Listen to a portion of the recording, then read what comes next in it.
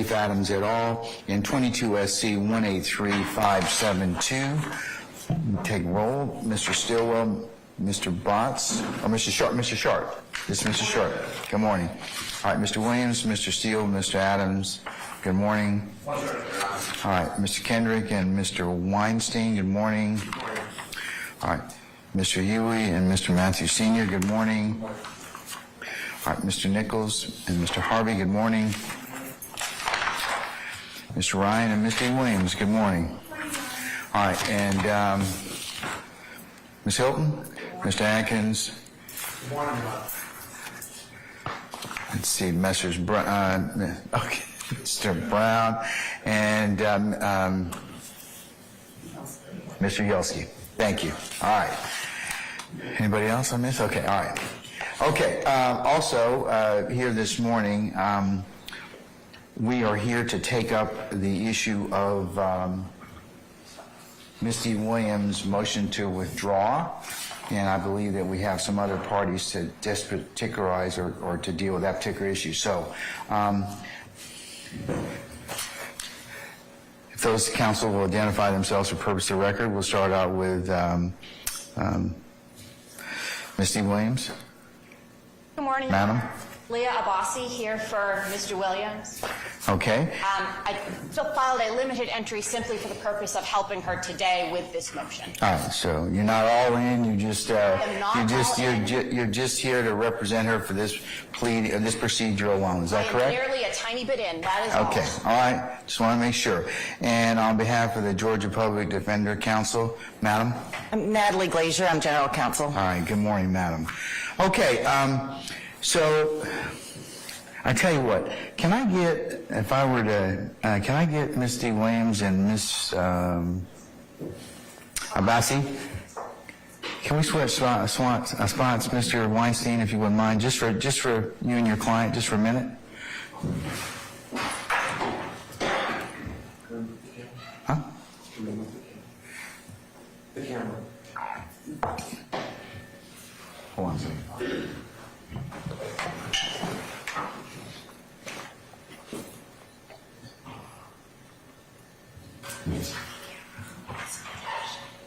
Can we not film, please, just for a second, okay? I'll tell you when, okay? Thank you. All right.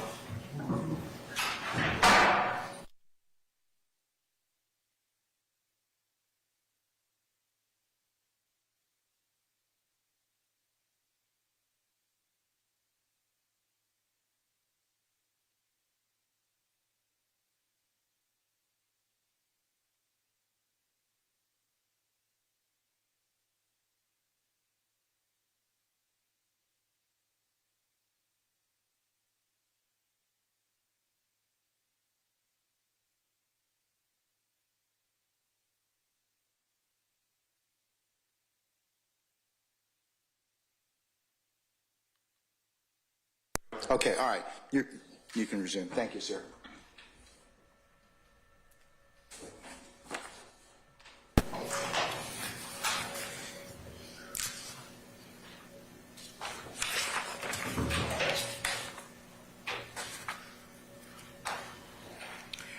All right, Mr. Abbasi, your client has filed a motion to withdraw his counsel pursuant to Rule 4.3 of the Uniform Superior Court Rules.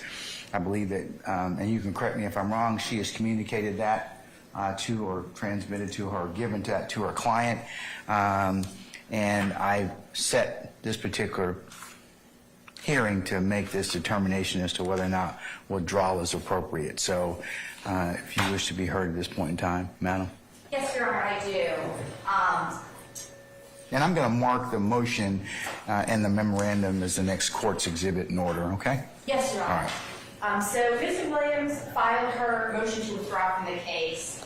I filed a memorandum in support, really setting out the legal basis here. Mr. Williams isn't filing a motion to withdraw simply, she just doesn't want to be here anymore. The situation she's in has created a conflict of interest which needs to be resolved in some way, shape, or form. Our first witness, and possibly our only witness we're going to call, is going to Ms. Omatayo Ali. Ms. Glazer. Ms. Glazer is here as her attorney. I had asked we invoke the rules. She's also been subpoenaed. Her position is she's the attorney. She stays in the courtroom, so we leave that to your honor. Well, this is her counsel. Then she'll be exempt from the rule. Yes, Your Honor. Party. So, okay, all right. So, is that the perverse witness you're going to call? Yep, that's Okay, all right. Can we summon Miss Ali, please?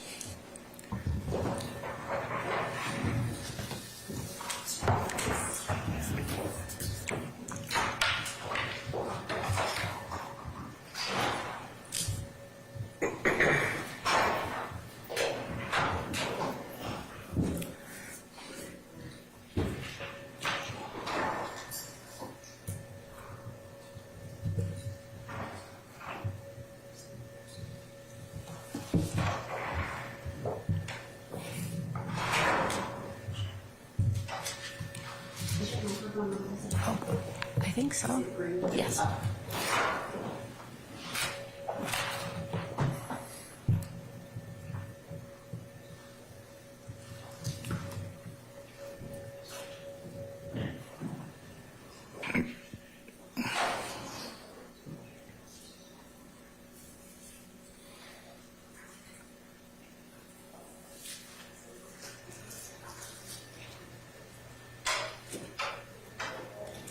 Miss Ali, good morning, madam. If you please approach the witness stand. Once you get there, you return and face Deputy Ham to be sworn as a witness before you sit down.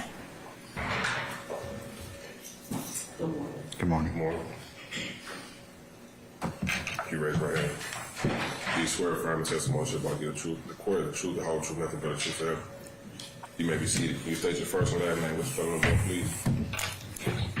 First name Amataya, last name is Ali. Can you spell both? Spell it please. O-M-O-T-A-Y-O. And last name is Ali with 2 L's. I.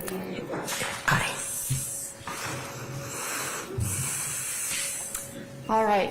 Good morning, Miss Ali. Good morning. How are you today? Good. All right, so let me start. Most basic question, where are you employed? What is your position? I'm the executive director for the Georgia Public Defender Council. What does that mean? I provide oversight for the state. Oversight for the state for what? Public defenders. Okay. When you say public defenders, what is the scope of your duties? Oversight. I provide all oversight for all the public defenders' offices. Okay. So when you say oversight, would that include making sure that indigent defendants have attorneys? Yes. Would that include making sure that those attorneys are doing their jobs, being effective, all of those things? Yes. Okay. What about the operations, the money, who needs to be paid what throughout the entire agency? Is that you as well? I do that. Okay. With respect to this case, do you recall what the initial, not salary, but contract price was when trying to retain attorneys for this specific case? Right before this case, it was $3,500. Okay. When I got in there, we doubled it to $7,500. Okay. Why did you double it? Because of the market, because of the Great Resignation, because we just wanted to pay our attorneys more. Okay. Did it have anything to do with the anticipated or expected amount of work that would be involved in this case? That's been considered. That was considered. Mm-hmm. Okay, so how, in that consideration, how did you figure out that $7,500 would be fair compensation? It was for the initial case, cost of this case, right, what we gave for the contract. When we saw that the case was more complex than we anticipated, I doubled it and sent a letter to Ms. Williams and all the other attorneys that we were going to double it and we were looking for other funding sources to compensate them. Okay. As you must understand, everything is based on the budget, right? We can't just get money from anywhere. So between the time that we doubled the contract, we got a letter from Ms. Williams and she demanded $211,000. I believe at that time, $35,000 up front, $15 every month. Eventually, we settled for a contract of $55,000 a year. Every year that she's on this case, she will get $55,000. Every year she's on this case? Mm-hmm. So, Mr. Williams, she be paid $5,000 this month for participation in the case? So she's paid $5,000 a month until we cap $55,000. There we go. And that's for a year. And then when we get to the anniversary, when we did the contract, we start all over again until we get $55,000. So up to date, we've paid her over $60,000 for this one case. Okay, so you are going to continue paying her the $55,000 for the year, the $5,000 per month through the year, is that right? We're paying, yes. Okay. Do you think that's sufficient compensation for this case? Objection, relevance. Ms. Ali is... I'm going to overrule the objection on all arguments. It is. It is. $55,000 a year, every year for one single case, it is. Okay, when you say one single case, that you've tried your own cases, correct? Not lately, but in the course of your 10 years as an attorney, you've tried cases, correct? It's actually 34 years. And you've tried cases in that number? Yes, I have, yeah. You actually were a supervisor at the Public Defender's Office many years ago, correct? I was. Okay. And when you were a supervisor, it was best practice, if not required, to have a trial partner or two attorneys on a trial, correct? Yes, but Ms. Williams was not. Is an independent contractor. We signed a contract with her and revised the contract and added more to it when she threatened that she could not make a living. We revised it. We didn't want her to go to the line of profession that she alluded to. And so now we're paying $55,000 for this case every single year she's on this case. Okay. That $55,000 just for one case, though, you understand, you've experienced how intense trials are, correct? Could be. Yes, ma'am. It's a lot of work to be in a trial, correct? Yes, ma'am. And when you're in a trial, when Mr. Williams is in a trial, if another judge in another county sets court, she can't just pause the trial and go there, right? This is a contract that we signed with her, with Ms. Williams. This is a contractual issue, and what's in the best interest of the client. So it's not, I'm not sure what other businesses she has. She should have known that before she signed the contract. But for us to wait from GPDC, it's not even about the contract, it's about what's in the best interest of the client. I can't tell you what Ms. Williams does on a regular basis. But at the end of the day, what can we do for this client? That's all that matters. Okay. Have you ever spoken with Mr. Ryan? He's not our client. He belongs to Ms. Williams. Let me explain to you the rules of independent contracting. Please. If you're an independent contractor, you come with the tools of the trade, and you go away, and you do the work. We don't supervise you. The only reason why we're involved in this case is because Ms. Williams is asking to be removed again from the case. As you must understand, this is the second time. The first time she said, I really don't want to withdraw, I'm just lying to the court. And we didn't take that into any consideration because we have to do what's best for our client. And we're here again. I know I don't understand it. Then I'll overrule that objection, okay? Because you don't have standing, sir. All right. So we have made a contract. This is about Ms. Williams asking to be pulled out of her contract. We're paying for the contract that we made with her a few months ago. Okay. A few months ago is when? That will be, it's not even a year. Okay. Close to a year, though, right? March of last year is kind of when she first raised the issue, I need more money, correct? Probably, I don't remember, but it's not a year. Okay. But as a contractor, she does not have the same benefits and resources as someone who, say, works for the Public Defender's Office, correct? Help me with what benefits you're looking at. Well, if she was at the Public Defender's Office, it wouldn't matter whether she had other cases. In fact, she wouldn't have other cases because she would get a salary, the same salary, whether this case lasted 6 months or 6 years. She would be paid the same amount of money, correct? That is true as an employee here. Okay. And if she were with the Public Defender's Office, she would have benefits, correct? Yeah, but she doesn't work with the public defender's office. She's an independent contractor who signs a contract. And the first contract she signed, she came back and said it was not enough. We modified it and increased it tremendously to the tune of $55,000 Okay. a year. So, I'm sorry, you think that $55,000 a year is enough for her to support herself, her family? Objection relevance. I'm an overruled objection. I don't know what Ms. Williams needs. I just know as an attorney, she signs the contract. And we offered, reviewed, and modified the contract so that we could protect the client. And that's where we are. I'm not privy to what she does on a regular basis or what she needs. Okay. Is $55,000 a year a proportionate amount of money for an attorney who is trying a high-profile case? I wouldn't know. I've never been in private practice. Well, I mean, in your opinion, is that enough money? Objection relevance.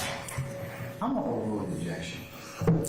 I don't even know that I can answer that question. What's enough? What's enough? Not enough? That's quite relative. What's enough for me? Is that enough for you? I don't know. Okay. I just know that this is a contract. She wants to come out of her contract, and I think you need to direct your questions to that. I have no idea what's adequate for Ms. Williams or not. Okay, but the median pay that your agency offers for an attorney fresh out of law school, not trying a high-profile case, not qualified, for lack of a better term, to do that, that median pay is $56,858.62, correct?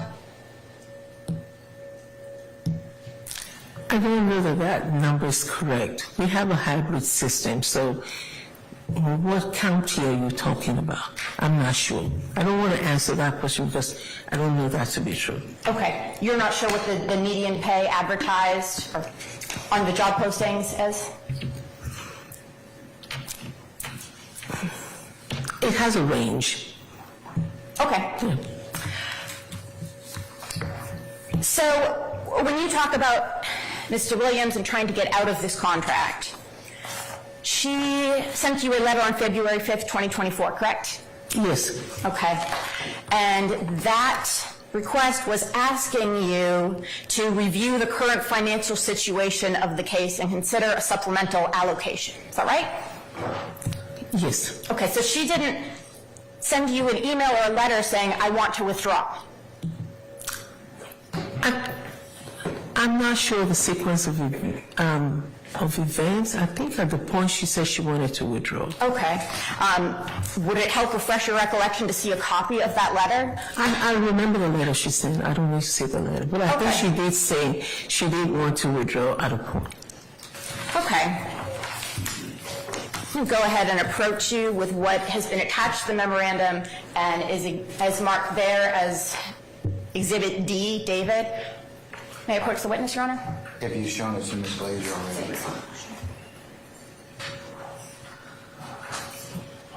already? You may approach the witness. Thank you. Please review that to yourself, Mr. Holly.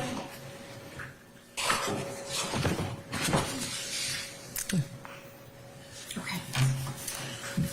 Having reviewed that, where in this letter does it say that she wants to withdraw?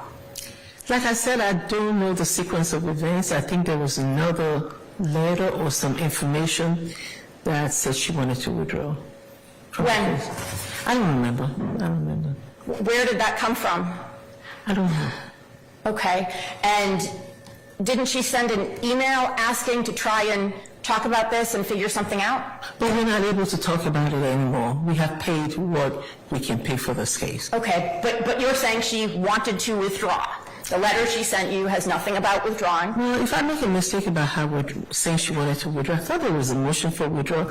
But I'm dealing with 6-year officers. If that was a mistake, then I apologize. But if we're talking about this letter that you have in front of you, we're not able to discuss this any longer. The most we can pay for this case is $55,000 every year. Why is that the most you can pay for this case? Because that's what our budget will support. Okay, when you say that's what your budget will support, what do you mean? I mean, surely you can rearrange things in your budget, right? We're not able to. That's all we can pay for this case. You're not able to rearrange anything at all? We're not going to. Everything, you're not going to, right? We're not able to, Mr. Bassi. The most we can pay for this case, this is not the only independent contractor we have. We have hundreds and hundreds of them. We have a budget, and we have what we believe is reasonable. We have paid what we believe is reasonable. If Ms. Abassi cannot continue with the contract, then that's something the court will have to address. And for us, what we address after that is how to provide effective assistance of counsel for Ms. Williams. Let me share this with you. 6 months ago, when we saw that she was struggling, we asked for her to be removed so we could get someone else to do the case. She refused. We're back again 6 months later. Somewhere along the line, the welfare of this young man is in the balance. He's somebody's child that needs to be protected. We cannot keep going back and forth to when we can ask the taxpayers keep asking for more money. We're not able to. Okay. Yeah. Well, I want to, kind of two parts. It was a long answer. I want to make sure I ask my questions. When you said you requested or asked for her to be removed about 6 months ago, is that correct? That's correct. Okay. Who did you ask? We did a motion for that. Okay, so a motion came before the court asking... Well, she then decided to talk about it, and somehow a new contract came up, which was substantial with what she had before, and that's where the $55,000 came up. Okay, what does that have to do with her asking to be removed 6 months ago?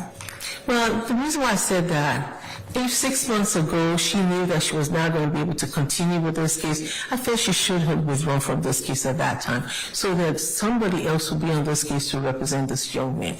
We're back again. Okay. You felt she should have withdrawn 6 months ago, right? I think she should have been removed from the case if she felt that she could not do it. But she's an independent contractor. She chose to stay on the case. We decided to increase the contract substantially. Okay. So did you bring that motion before the court? We never had an opportunity to do that, but she knew that we were asking her to withdraw from the case. You mentioned all of this being in Mr. Ryan's best interest. Did you find out if he wanted a new attorney? Well, you know what? You're right about that. I don't know anything about that, but I do know there was a time when Mr. Ryan asked her to be removed from the case as well. Okay. Remember about how long ago that was? So that would be probably, and please help this memory, probably about around the same time, maybe 6 months to a year ago. 6 months to a year ago, Mr. Ryan wanted her removed. I believe so, yes.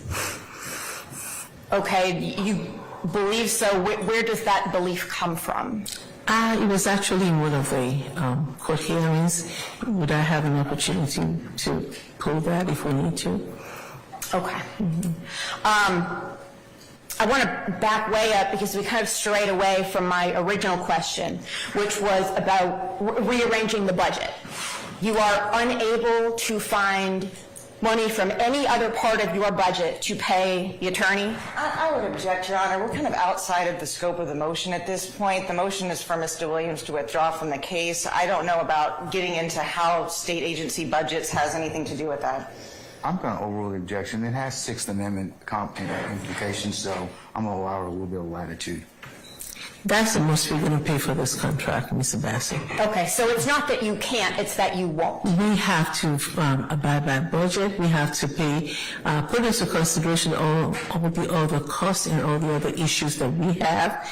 The only important thing here is providing effective assistance of counsel to Mr. Ryan. I agree. And the question is, if we have to pay Ms. Williams, what she's demanding at that time, I think was $200 a year.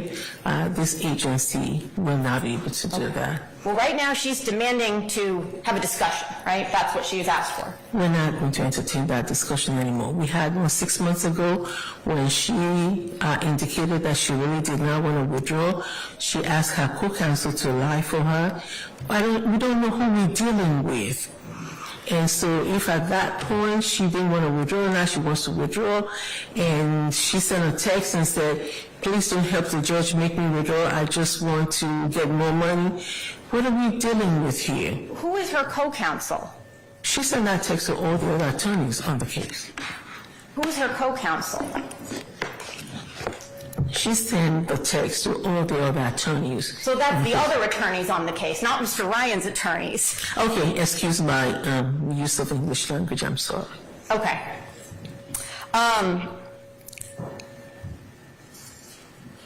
About the budget, how much is the agency spending on social media? Objection, relevance. Overruled. I don't know. We don't spend money on social media. We have 2 communications people in-house who do communications for us. So no Twitter or Instagram, anything like that? We don't spend money on those. No. So that wasn't in your 2023 budget proposal? To spend money on Twitter? For social media? I don't recall asking for money on, we hire communications people in-house, but we don't spend money on Twitter, Instagram. Okay.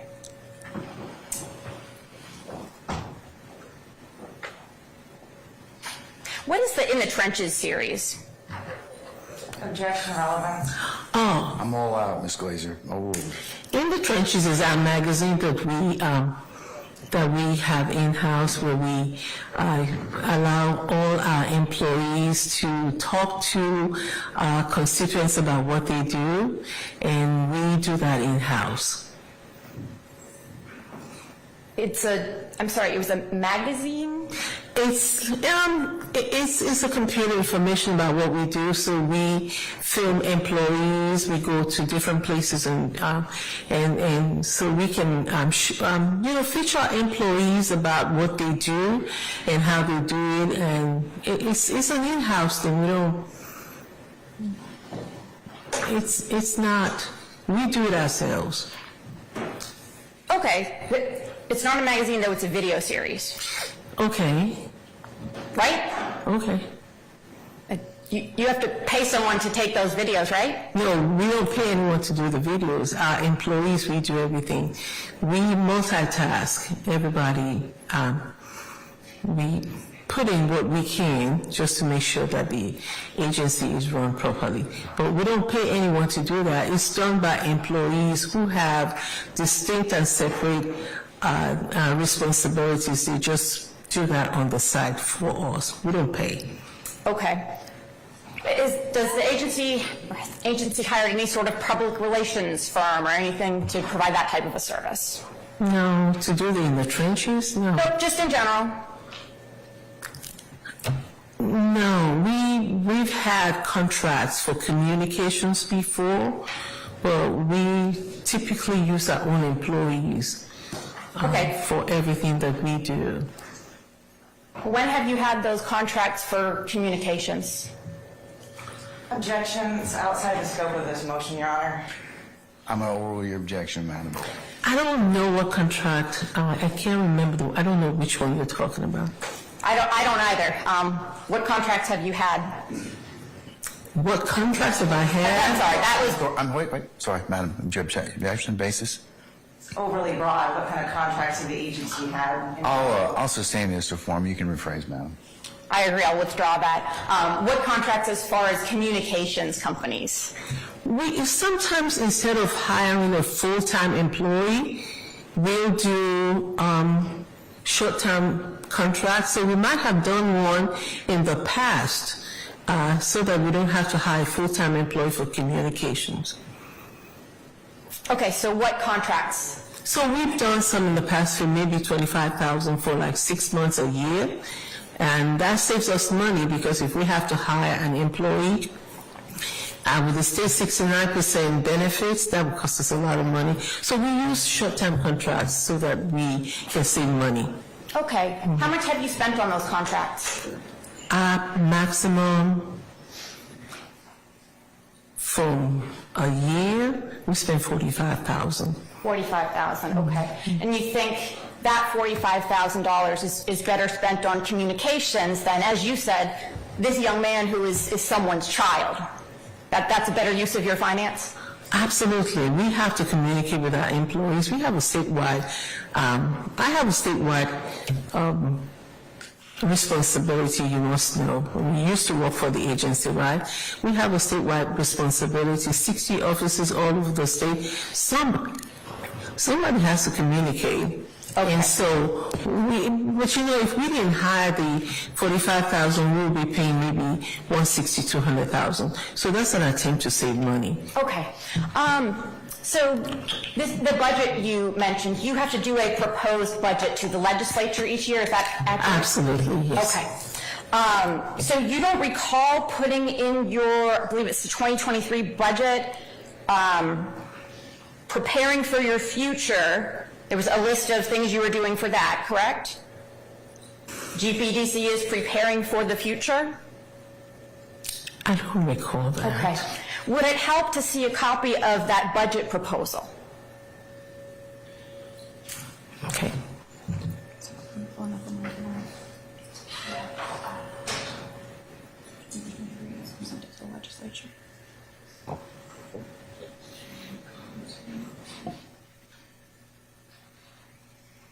Permission to approach, Your Honor? You may, madam. All right, I'm going to have you scroll through this as you need to. I'm sorry, I didn't print the whole thing.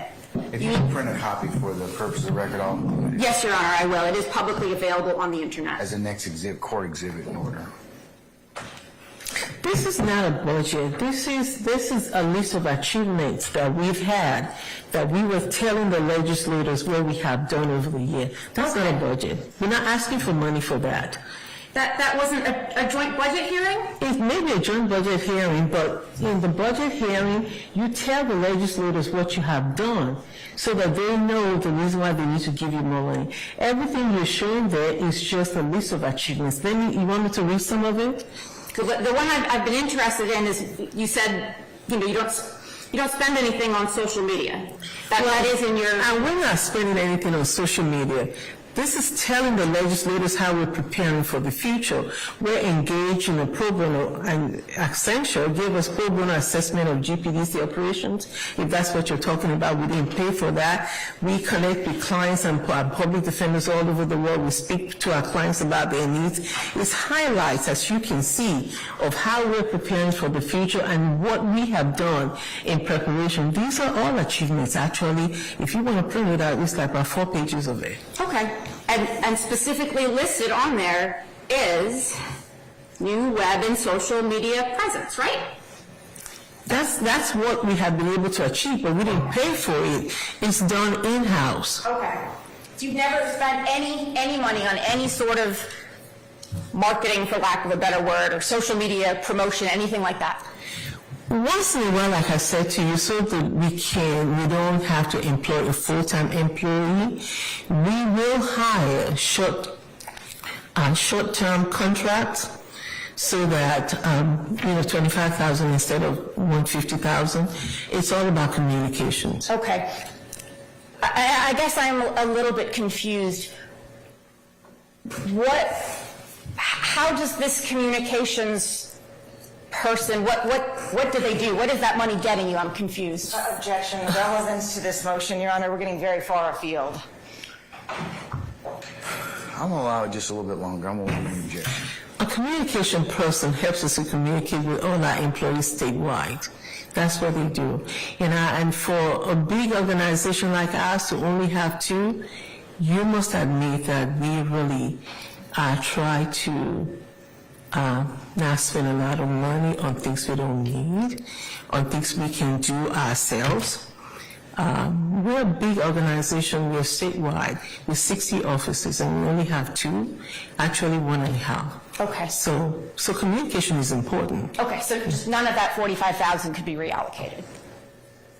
To not have a communications person for the whole state? for other purposes within your agency, like representing people. Well, we've paid for the representation. We've paid Ms. Williams $55,000 a year.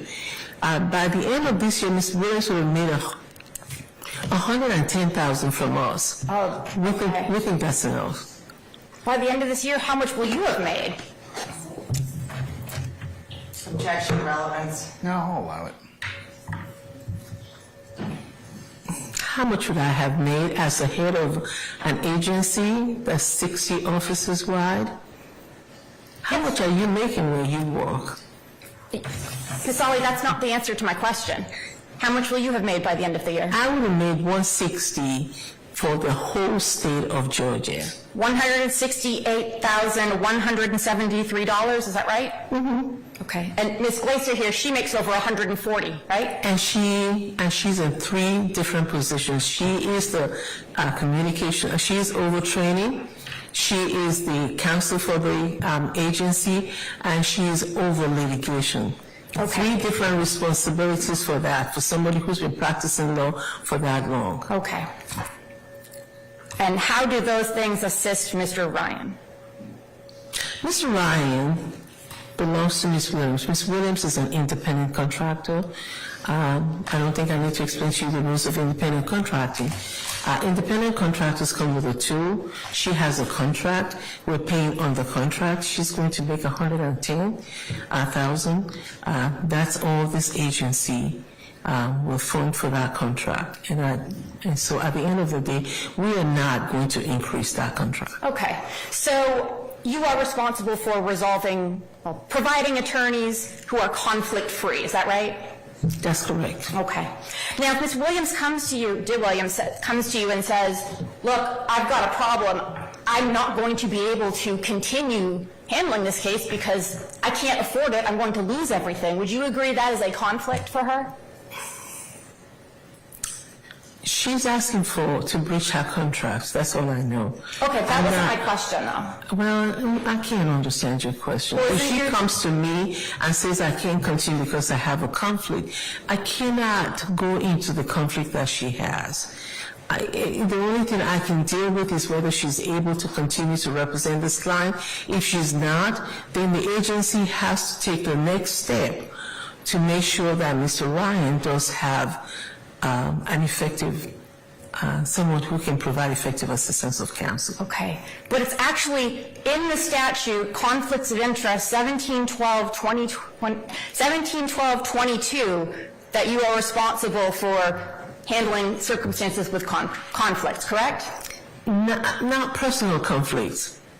It's whether the person has a conflict that will not enable them to provide effective assistance of counsel for the client, whether they've represented the client. We're talking about legal conflict. We're not talking about what happened in her house in the morning or whether she's not able to do certain things at home.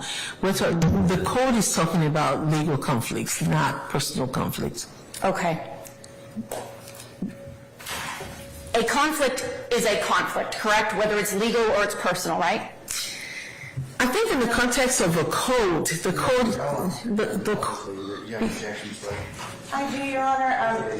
She's asking for Ms. Ali to draw a legal conclusion that's the basis of this argument. Okay. When you determine what is or is not a conflict that you need to address, do you take a look at the Georgia bar rules? Yes. Okay.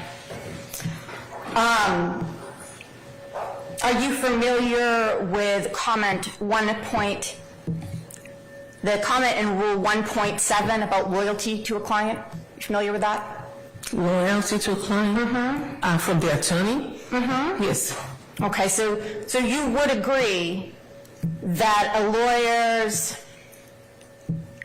loyalty to a client is impaired when a lawyer cannot consider, recommend, or carry out an appropriate course of action for the client because of the lawyer's other competing responsibilities or interests, right? And that would be a question for Ms. Williams, not for me. She's the lawyer. Right. And to the extent that she does not think she can continue to do this case, then that's a question for the judge to determine whether she's going to be allowed to come out of this case. If the court determines that her personal issues are such that she cannot continue to provide for Mr. Ryan, even though her contract says that her representation goes beyond any termination, that's the judge's. It's not for me. The judge makes that decision. When the judge makes that decision, then it comes back to us to see how Mr. Ryan is going to have effective assistance of counsel. Okay. So she is the best person to say whether she has a conflict, right? We agree on that? She's an independent contractor. I don't supervise her. We don't supervise independent contractors. They come, we give them the case, and she comes with the tools. She told us she had the tools to do this case. Okay. Told us she had the tools to and we do. believed her. When you say to do this case, what did you understand this case to entail, or that it would entail, given that spec? This was a case that normally we will offer $7,500 for, right? And that's a double since we got here. When I saw the case was going much longer than I thought it would go because of the complexity of the case, we doubled it and promised to find more sources. The GPDC has been responsible and responsive to Ms. Williams. Okay. And eventually, we increased the contract again. Okay. At this point, we're no longer able to. Whether she stays on the case or not is the judge's responsibility. I can't take that. But what's of utmost importance that we're not paying attention to here is Ms. Ryan. At the end of the day, how can we make sure that he's protected? How can we make sure that every 6 months we don't have another stunt or scheme to get more money from the taxpayers? We cannot continue to play this game. This is a game. Bless you. What about paying her a fair hourly rate for her representation? We had a contract. If she's no longer able to do the contract, we will respect the judge's decision. Okay. What's fair, not fair, what Ms. Williams needs to fund her lifestyle, what she needs to do later on with her lifestyle, I don't know. Okay. All I know is that we gave her a contract, we doubled it, we found more money. She asked us for what we at that time we thought was a little bit out of range, 200 and something thousand she demanded. That's a shakedown of taxpayers. We can't do that. But what's important is what's in the interest of Mr. Ryan, and to make sure that he's not lost in the balance of this game. So what have you done to try, I think you mentioned you promised to search for funds and outside, I don't want to misquote you, something about you were going to look for other funds? So you doubled the amount and said that you would continue seeking? We will seek more funding sources to pay, and we did, and that's how we got up to $55,000. Okay, what were those funding sources? It's from our budget. Okay, how about reaching out to, some other agencies? Some other agencies? Yes.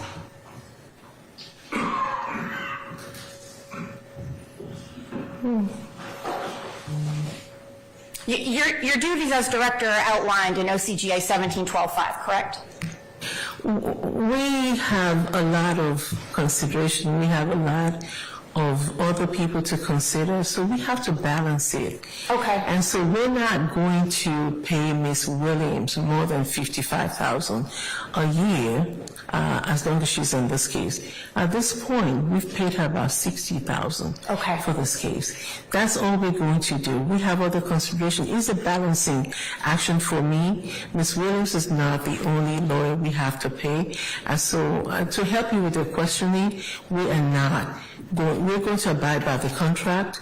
If she's no longer wants to be on this contract, then that's for the judge to decide. What we do to manage the budget is not a subject for this hearing. Have you gone to the county, like Fulton County, to see if they would help supplement or provide any additional funding? Actually, you know what we did, and they did not. And so we found the money from the state. Okay, when did that occur? That was sometime last year. Okay, and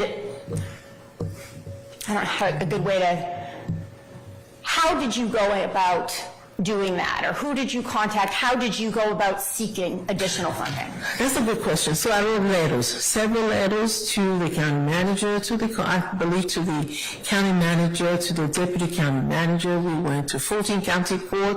We went to the Superior Court. We did everything to get support, to get money. Eventually, we found it in our budget to pay out that $55,000. Okay. So we did all of that. So you went everywhere in the county and they just said, no, we won't provide additional money? They did not provide the funding that we asked for. Okay. Aren't they providing their own funding now to attorneys where your office has not appointed them in a timely fashion? You say we have not appointed them in a timely fashion? Yeah. So let me correct you, because obviously Fulton County had their own program where they were using their ARPA funds. And they said they would be able to help with their cases. And we sent them a lot of cases, and when they could not find attorneys for those cases, we took them back. We provide attorneys in a timely fashion. If you're referring to the Superior Court program, we give them those cases because they had ARPA money that they wanted to use to fund their own backlog. Eventually, they could not find attorneys for those cases, and then we took them back. So we provide attorneys in a timely fashion. Maybe you're referring to another agency. Okay, so there weren't people sitting in jail for months and months and months, or years even, without attorneys to represent them? Is that what you're saying? I have no idea what you're talking about. We provide attorneys. As soon as we know them, some of these individuals that you're talking about, some of them did not ask for public defenders, but once they ask for us, we will provide attorneys for them. And I think that's totally out of the scope of your questioning. So where, as in this case, you could find an attorney for someone, Mr. Williams, did you ask the county to assist in paying her? Objection asked and answered. That's my question. I just told you, yes, we did. You made that specific request for Mr. Williams? No, we made a request to support, at that time, to support the 4 or 5 attorneys that were still on this case.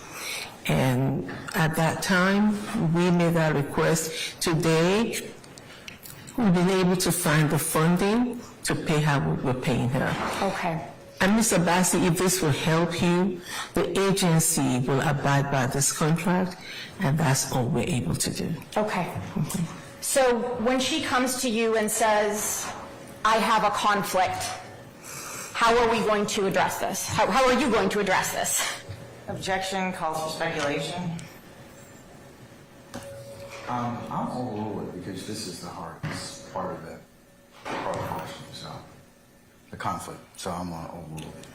If the conflict means that she wants to breach her contract after what we're paying, then that's what I think the court has to address. I cannot address personal conflict. Cannot. So you cannot cure that conflict and ask the county again or look somewhere else for more money. You can't do that. The contract that we have with Ms. Williams is what we will abide with. So that's a no. If that's what you say. Okay. I know you've not spoken with him, but do you think it's in your best interest, or his best interest, for Mr. Williams to withdraw? If she wants to withdraw. Okay. Yes. How about if she doesn't want to withdraw, she wants the conflict resolved? are not the way I don't even know what her conflict is. I have no idea what the conflict is. No idea when she sends this letter, I can't continue representing him because I can't pay my bills and this amount of money. You've got no idea what that conflict could possibly And the be. money we're providing for her is all we can provide. Okay. If Ms. Williams cannot live within the budget that, the contract that we have provided, then the court has to decide whether she should be removed from the case, not whether we should go find her another $200,000 for this case. Okay. We're just not going to do that. So I'm sorry if I already asked this. You believe Mr. Williams is currently being fairly compensated, is that right? Objection asked and answered. I stand.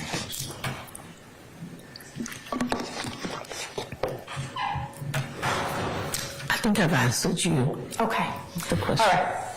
So kind of in totality, we've not really come up with a plan to cure Mr. Williams' conflict. What I'm hearing you say, correct me if I'm wrong, is kind of, this is what she agreed to, this is what we're sticking with. Kind of she made her bed, she can lie in it. Is that about right?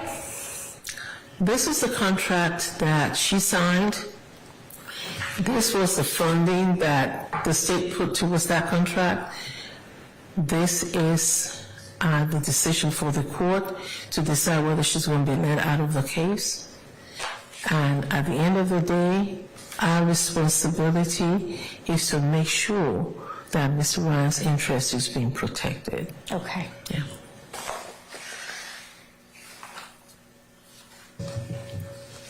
I have a question, Ms. Ali. Yes, sir. How is Mr. Ryan's interest protected if she withdraws? We will find another attorney for him, sir. Do you think that that wouldn't create a Sixth Amendment ineffective assistance of counsel issue?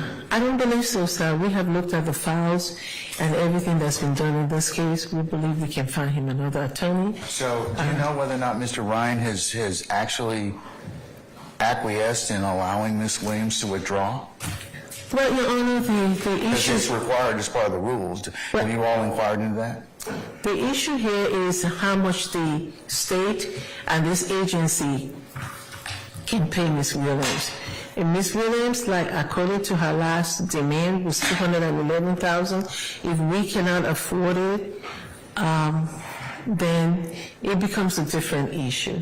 Okay, well, your contract aside, okay, and I'm certainly not trying to interfere with that. But if Ms. Williams withdraws and you say you're in a position to appoint another lawyer, you're going to pay that lawyer, right? The same amount of money, sir. $55,000? Yes, sir. So how come you couldn't just renegotiate with her and go ahead and extend that particular issue, just extend this contract? We will continue to pay her the same $55,000. We're committed to that. We'll pay $55,000 a year. By the end of this year, it will be $110,000 that we would have paid her. We're committed to that. Okay, so let me see if I understand it correctly. So you pay her $5,000 a month, so she'll get paid $5,000 a month through the end of this year? Once it's capped at 55, gets to the anniversary of her engagement with us, we'll start it all over again. Okay, when's she going to run out of, when she basically, is the $55,000 going to be exhausted? I am not sure. I believe we paid her right there about $60,000. We don't have a cap on the contract. It's a yearly cap of $55,000, but if it goes on for 5 years, we would continue paying $55,000 a year. Is there any delay in payment in terms of, like, for example, if I exhaust the $55,000, would I go for several months without pay until my new contract kicks in or the anniversary date kicks in? How does that work?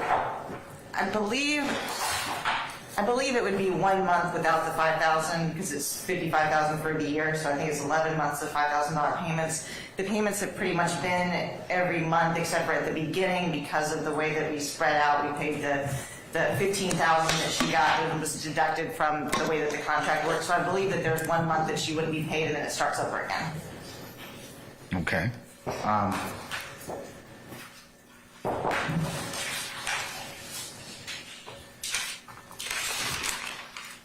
I'm sorry I hijacked you. That's okay. I apologize. You're familiar with the contract, as you said, it renews yearly, annually? She just explained the contract. Okay. That's the contract she just explained to Okay. you. If I show you a copy of that contract, can you show to me where it says it's going to renew? I believe she has it, and it's explained with examples of how we pay. It's going to renew.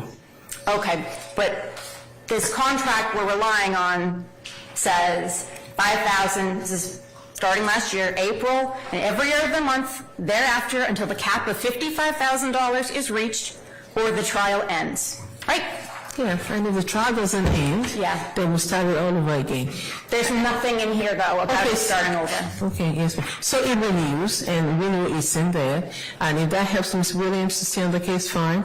If that doesn't, agency is not willing to not abide by the Can I contract. see the contract? Yes, Your Honor, absolutely. Is the or disjunctive in the sense of, since if the trial's not over, she's still going to get paid, Ms. Ali?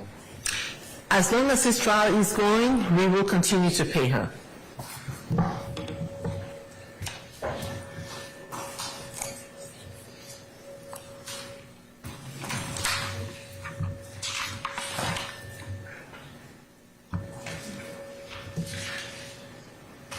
And, Your Honor, in addition to this contract, we did have a policy that was passed by the council that indicates that there's a $55,000 a year cap in cases that last that long, and so I believe that that policy would be read in conjunction with this contract as well.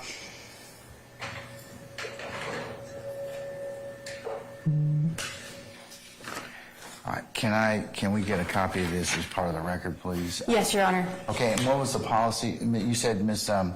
Glazer, there's a policy, because this paragraph, compensation for services, in pertinent part you all just referenced, says that she's paid $5,000 April and every month thereafter until the cap of 55 is reached or the trial ends. So,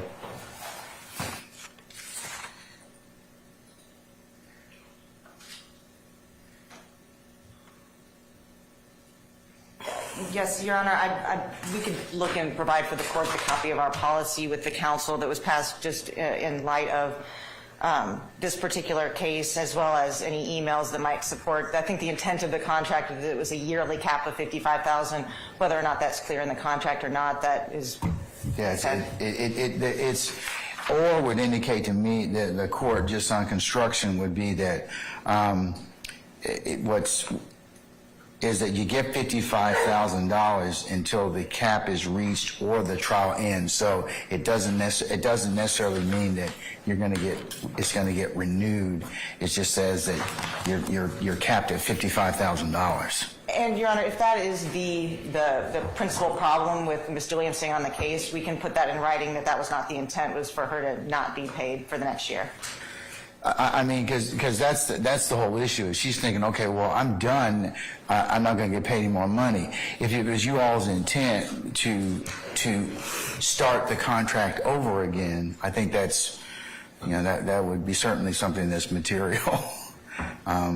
But I'll let you all talk about that if you like. I'm just about done. Okay. So when Mr. Williams sent her, whatever you want to call it, request for more money back on February 5th, 2024, why didn't you just tell her we're extending your contract? We're not extending it. We're abiding by the contract. The contract will renew at the appropriate time when we get to a year. So that contract is going to renew. We're not extending the contract. The contract is dependent on how long this case goes. Okay, so we can't let extend me it. interrupt for a second. But if you look at paragraph 3, I'm going to hand it to you. And just from a contractual plain meaning of the contract, that's where I think you all have the challenge, because it doesn't say it renews, and it doesn't indicate it.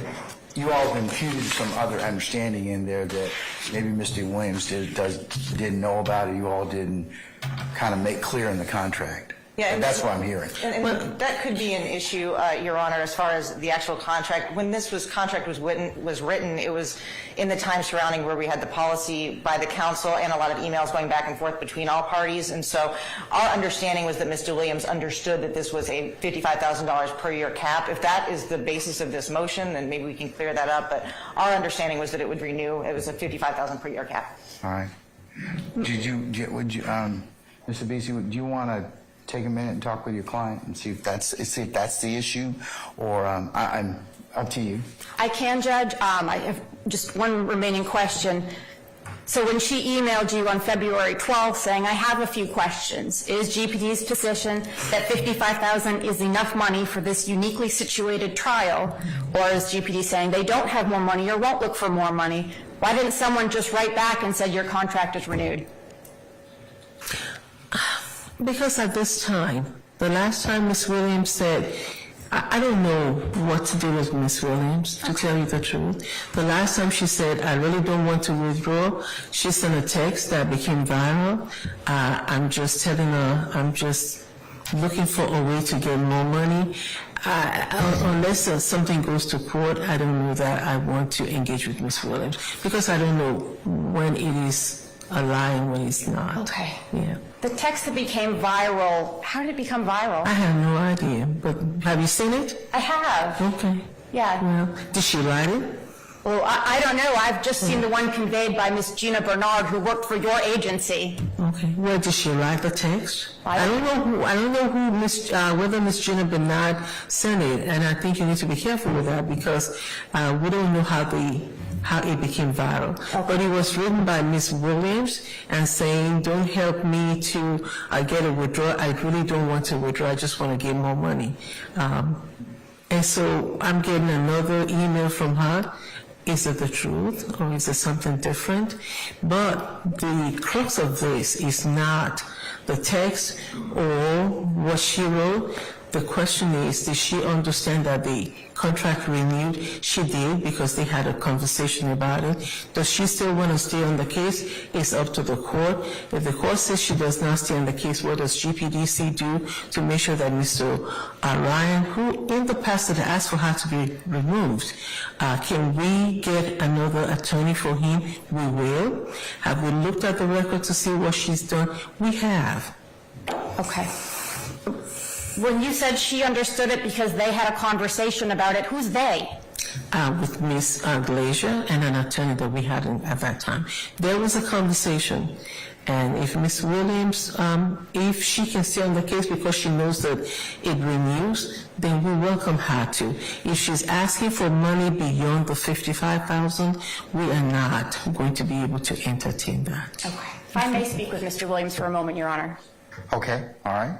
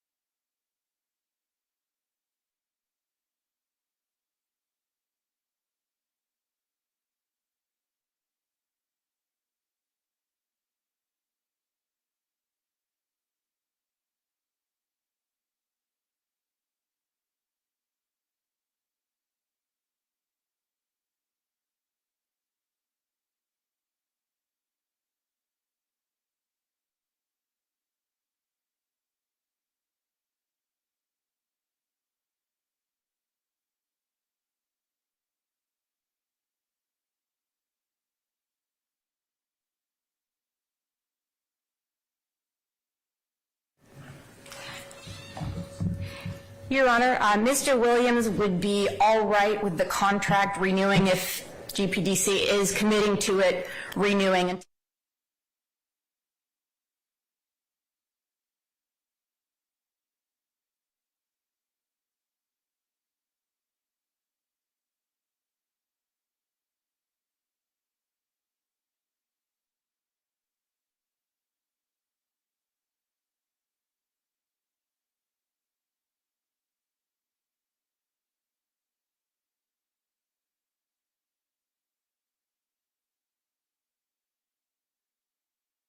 There, Mr. Williams is obviously the only attorney who is the only attorney. Everyone else has 2, if not 3 attorneys. They've got more than 2 decades of experience.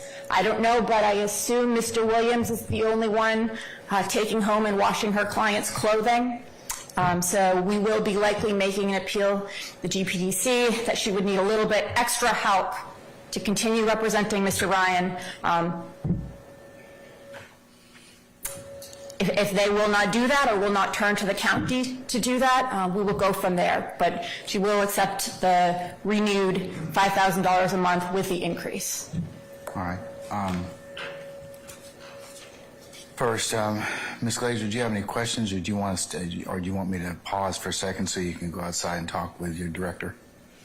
Whatever you'd like to do, madam, is all right with the court. Your Honor, I don't have any questions for Ms. Ali. As far as negotiating the contract, we're happy to provide the court with an updated version of the contract that makes clear what the original intent is. As far as negotiating further terms, I don't believe we're in a position to do that this morning. And they may not necessarily be something I can take up at this point in time. It all depends on the facts and circumstances. But I tell you what, I'll let you all have a few minutes and see if you can work out something in terms of the base, I think, misunderstanding, and we'll see what we can, if you all say you've got an agreement, then that will, I can make a ruling on this, okay? Yes, Your Honor, thank you. All right, so I'm just going to be in recess about maybe 5-10 minutes, and then you all let me know, okay? Thank All you. right, we're in recess.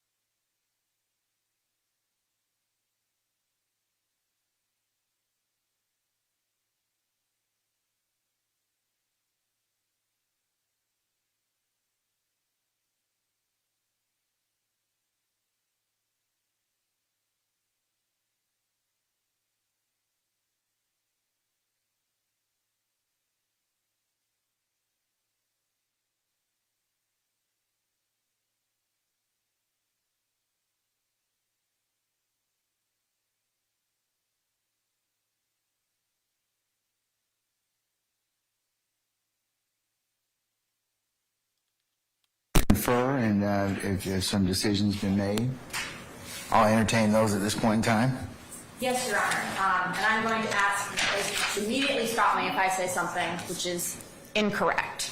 The adjustment to the contract, new contract, whatever you would like, the terms of payment will be $5,000 a month through the duration of the trial. Now, if this trial ends in a mistrial and you're going to schedule another one, at the end of this trial, Mr. Williams will be withdrawing. So if there's going to be a whole other one, new attorney, that's on them. But for the duration of this trial will be $5,000 a month. Did I get that right? Yes, Your Honor, we still, would want her to formally go through the process of withdrawing as an attorney would. We are just telling her that, typically our expectation with any private attorney is that they stay with the case throughout the duration of the case, regardless of if there's a mistrial, that they would stay on. We understand in her particular circumstances, we're not going to object or have any issue with her withdrawing once this trial is completed, if that's what she wants to do, and her client's okay with that. Yeah, of course, there's some other variables that need to be addressed, so we can cross that bridge when if we get to it. And go ahead. There was one other thing that Ms. Glazer and I were discussing that we've given you what we agree upon today. Okay. One thing that's still discussing is, as in the statute, the GPDC can come to the county and ask for additional money. That for perhaps some of the parts of the trial where it would be extremely beneficial for Mr. Williams to have another attorney with her, if the GPDC at that point would be willing to ask the county to step in. And it would be up to you all. You said, no, yes, no, that's up to you guys, but they would ask for that. And we've not been able to agree upon whether they would be willing to make that, we will request, portion of the agreement. Yeah, I mean, we can certainly look at that. That's, of course, through Superior Court Administration, and it's not in the realm of reality for an ask, because as you all pointed out, Mr. Williams is the only attorney on representing Mr. Ryan, and that poses some challenges in and of itself. And this case has gone on a while, and it's not a marathon. It's not a sprint, it's a marathon. So yeah, so you do need to kind of. I could see some situations where it would be helpful for her to have some support. Okay. So if that's something you all wish to explore, we certainly, from the Superior Court side of the administration, we'll certainly see what we can do to facilitate that. Yes, Your Honor. And I will tell you, Your Honor, that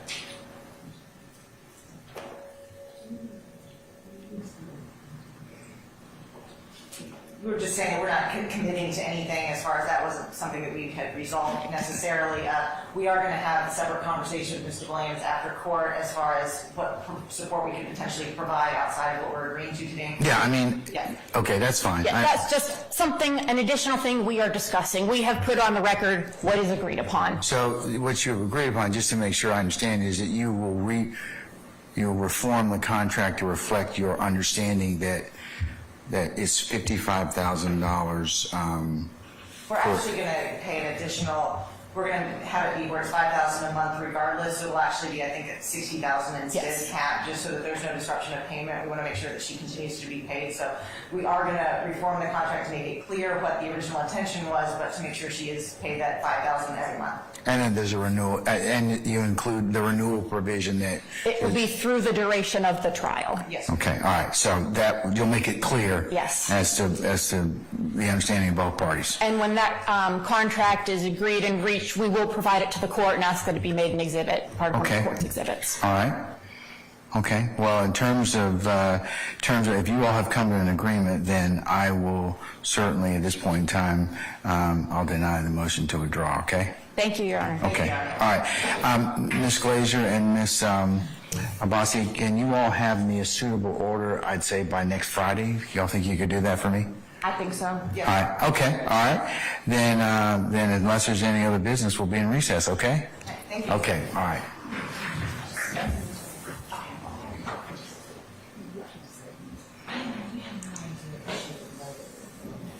Honestly,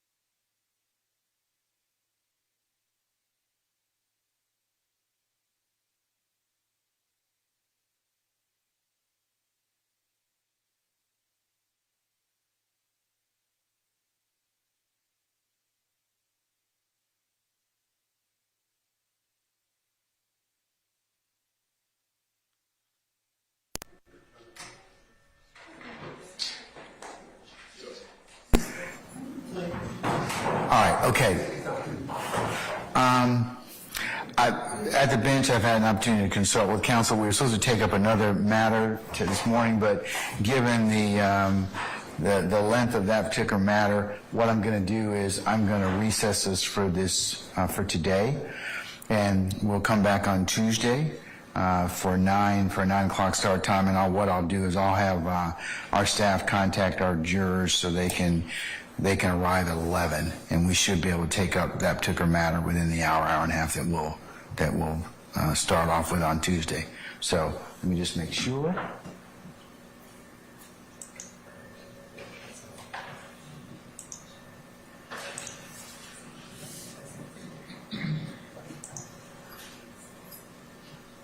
Yeah.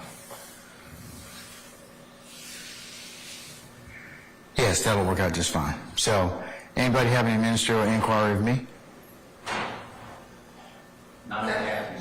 All right. So, thank you all for your patience, and we'll see each other on Tuesday morning, 9 o'clock. Okay. All right. Have a nice long weekend. Thank you. Thank you. All right.